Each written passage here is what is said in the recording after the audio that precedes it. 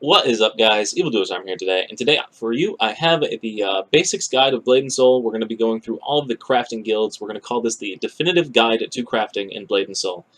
So in this guide, I'm going to go through each of the crafting guilds. I'm going to assess how much money they make. I'm going to tell you which gathering guilds you should pick if you want to use this crafting guild. And then in another video, I'm going to go through the gathering guilds themselves and where all of the materials are for those gathering guilds.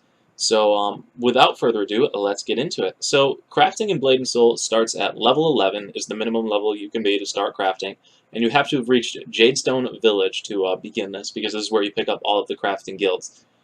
So there are 7 crafting guilds to choose from. However, you can only pick 2 at a time. The game limits you to 2 guilds and 2 gathering guilds and 2 crafting guilds at a time. So you need to choose wisely based on what you want to do with your game or with your character, or whether you're just trying to make as much money as possible. So I'm going to go through all of the different guilds. We're going to just go in a loop around Jadestone Village for crafting guilds, and I'll tell you which ones are the best for everything, and etc., etc. So first one we're going to start with is Mary Potter's. So Mary Potter's is located right here on your map. It's got a little thing that says Potter on it. And if you click F, I've already joined this guild to expedite this process. So to join the guild, when you click on it, actually I'll just leave it, and oh, I can't leave it. Why can't I leave it? Oh, because I'm not in the menu. Alright, we're going to leave it by going to this menu, Leave Guild, right-click Leave Guild. This is also how you leave a guild if you wanted to leave a guild. So we'll leave all my guilds. So now we press F, and yes, I will join, and now we're going to go through what you want to do, or what there is. So to see everything you can make on a guild, you go to this tab down here that says All. I'm hovering over it right now, and it'll show you everything that is available for that guild to make. So jars make good money, however they take 12 hours to make, so it's not the most time money per invested kind of thing. Pickaxes are the same story. However, bowls and refiners in the Mary Potters is super amounts of money profit-wise to make on this, and I went over it in my other video about making money using crafting guilds. You also have the Serpent Calling Bell and Purification Jars, which are used for 2 different Windwalking quests, and then you have your outfit and a special material for the Mary Potters. So Mary Potters is one of the most profitable professions in the game, as I went over in my other video. Both early and late, you'll be making money the entire time through your playthrough if you make these lake mud bowls and refiners, because every single class needs these. Just about every single guild, rather, needs these items to craft the items that they're making, one or the other. So what gathering guilds should you pick if you wanted to go into the Mary Potters? Well, as you can see, they all need this muds. They all use different muds. So they all need a mud to make things. So the other thing they all use, or some of these items can use, is down here you see you need pine sap, which is from the tree fellers, and then I believe up here you also need saps and saps. So these other items use pine saps. So if you wanted to make these other items, you need to go into the tree fellers gathering guild, if you wanted to gather it yourself, or you could just buy it on your own.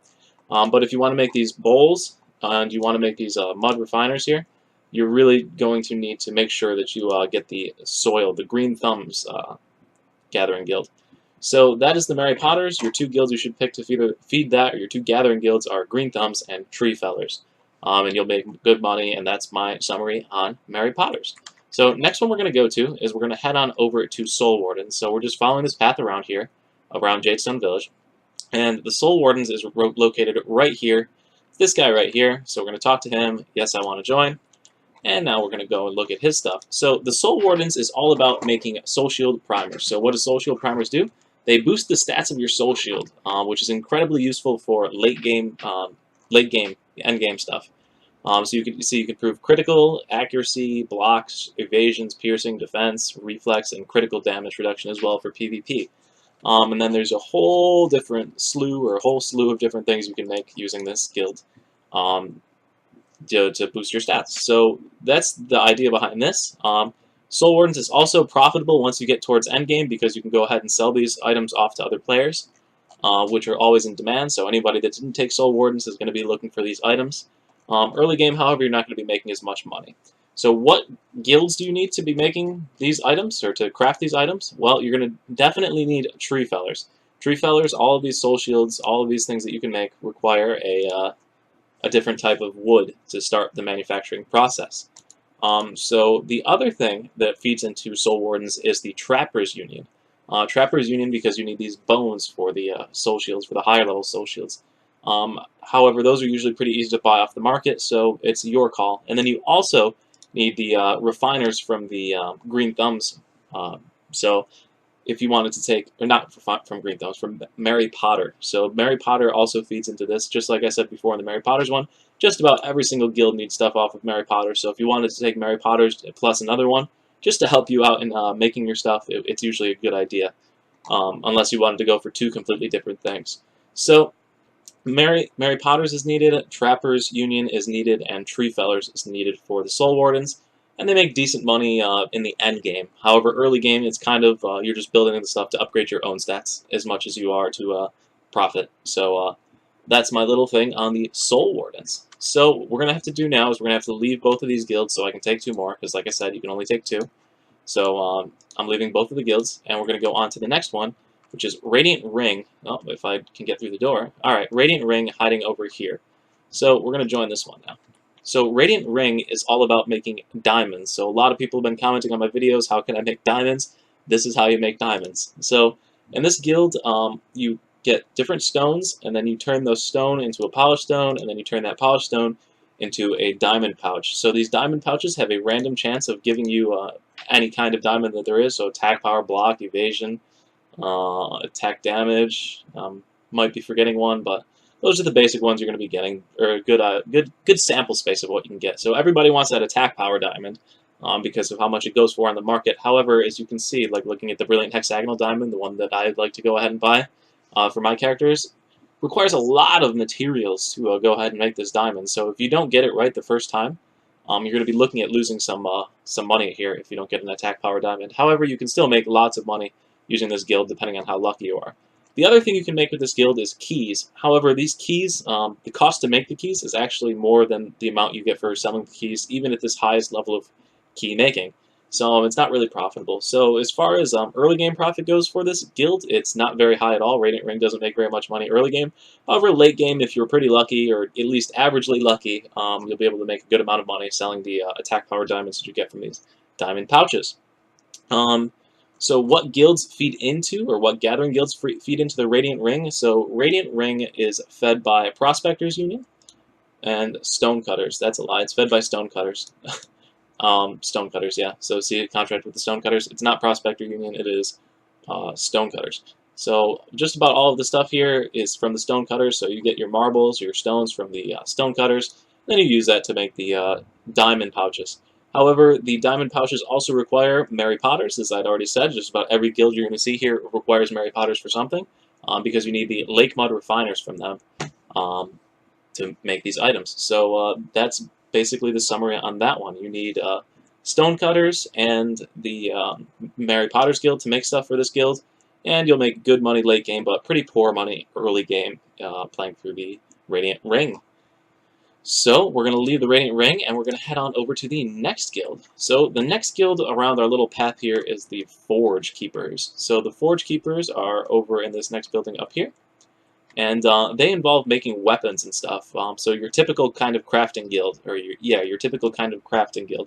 So we're going to go look at the Forge Keeper rep over here. Oh, I'm not repairing my weapon. I want to go and talk to the Forge Keeper rep.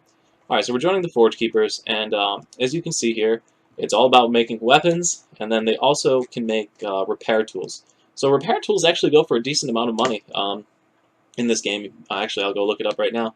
But repair tools, they go for a lot of money because everybody needs to repair their weapons. So looking at about 4 silver a piece on the NA server, and it costs you probably about 4 silver to make them because this ore column is not very expensive at all. We'll go check it real quick.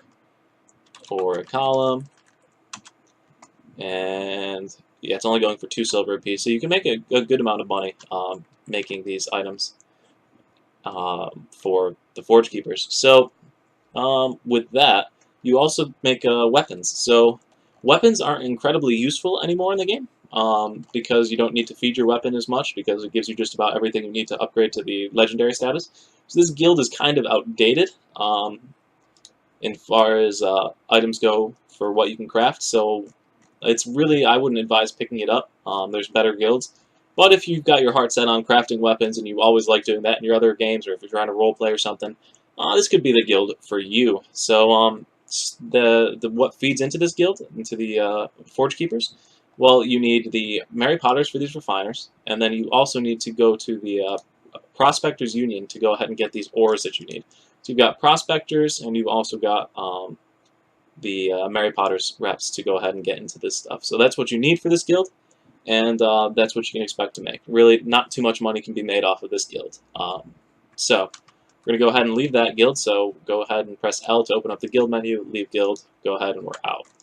Alright, so that's 4 of the guilds, and I actually attacked on accident, so I gotta wait for my sprint to come back up. Alright, so 4 of the guilds down, 3 to go. So the next one is Acquired Taste, which is located right here next to the Tree Fellers Union, or the Tree Cutters Union, rather. So the Acquired Taste is about making meals and buffs and things like that for your character. So what it does is that they're like things that increase your stats. Also, different items that you need to heal yourself, like dumplings, as well as like other sorts of consumable-related items. So the guild for Acquired Taste requires the Trappers Union and the Green Thumbs. That's what feeds it most, as well as, once again, the Mary Potters, because you need bowls to mix all this stuff together. Money-wise, you really won't be making too much money using this guild, except for the ceremonial meal, which is used for a Mary Potter's recipe. You can go ahead and make these and make quite a bit of money off of this ceremonial meal item here. But other than that, it's really not one of the most profitable guilds in the game, so unless you're needing it for a crafting alt or for something to help craft your items for your characters, it probably won't be one of the most frequented guilds, so not really high profit, money-wise, other than that ceremonial meal.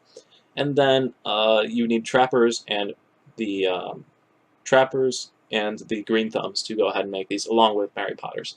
So that's the summary of that guild. So, next one we're going to go ahead and hit is Silver Cauldron. So Silver Cauldron is located over here. Silver Cauldron rep is not that guy. Where is he? There he is. Silver Cauldron rep is in here, so we're going to join it. And we're going to go ahead and look at what you need for Silver Cauldron. So Silver Cauldron is about making potions and tonics and things like that. These are dropped pretty frequently throughout the game in terms of like how often they're dropped. The only thing that goes ahead and makes money is you're looking at the dungeon antidotes. So dungeon antidotes go for a bit of money on the market. We'll go look at those real quick. Dungeon antidotes go for a little bit of money, but you won't be expecting to get rich off of the dungeon antidote item. So as far as money making goes, it's not the greatest unless you find yourself needing a lot of healing tonics, where you're probably more likely to just go ahead and loot those off of players. So it's kind of another one of those outdated guilds, which I would hope they go ahead and try and remake later at a later occasion in this game. So don't expect to make too much money off of it. The guilds that feed into this are the Fish Network and the Herbside Service. They're needed to make these items that you see in this guild, and yeah, so that's the Silver Cauldron going ahead. So the final one we're going to look at is the Earthseers. It's actually the final crafting guild in the game.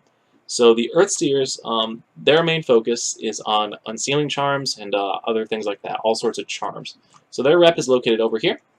And once again, you're going to see they use the Fish Network and Herbside, whatever service. I can't get into it because I already have 2 guilds, so there you see you're only allowed to have 2. So we're going to go ahead and leave both of these guilds and go ahead and talk to her again. So now she's going to let me join, and we're going to go and look and see what we can make. So as you see, we can make escape charms, which go for a little bit of money, not too much. You can polish citron from the fishing union, their fishing network rather, and then you can go ahead and make unsealing charms using clams and bowls. So not really too profitable. These unsealing charms don't go for enough to like warrant the huge cost up front that you have on these. But yeah, then you can make revival charms, which are also incredibly useful for dungeons. And then you got some other special charms. So you need the banishing charm to go ahead and make that Mary Potter's recipe that I was talking about earlier. And yeah, so what's going to feed into this guild? You got Herbside Service and Fish Network feeding in. Money-wise, you're not going to make too much money. Once again, the banishing charm you can go ahead and sell and make a little bit of money. Unsealing charms, you can make a little bit of money, but not too much off of those because of how low the market is on those. So yeah, that's basically the covering of the Earthseers guild. So those are all of the crafting guilds. So I mentioned which guilds you need to feed into it, and then I'm going to put up in text boxes how to feed into those guilds as well, like what gathering guild feeds into each crafting guild. So I'll put it up in the text box as each of these go through. You'll have actually already seen this by the time I say this, so I don't know why I'm saying it. But anyway, So now you've got your crafting guilds that you're going to take. So let's just say you chose Earthseers as your guild plus some other one. If you want to order something, all you have to do is press the L key, and then you can pick whatever you want from this area, and then click place order, so long as you have the materials in your inventory. So when I get some gathering guilds, I'll go ahead and show this in a little bit more detail. So, but once again, if you want to order something, all you got to do is press L, and then you got to press the item that you need over here, whatever you want to buy. So that is basically it for crafting guilds. The gathering guilds I'll go through in a little bit. I'm actually going to go make that video right now, and I'll see you at that one. So thanks for watching, guys. Have a good one. Like and subscribe for more content, and we'll see you at the next video. Peace.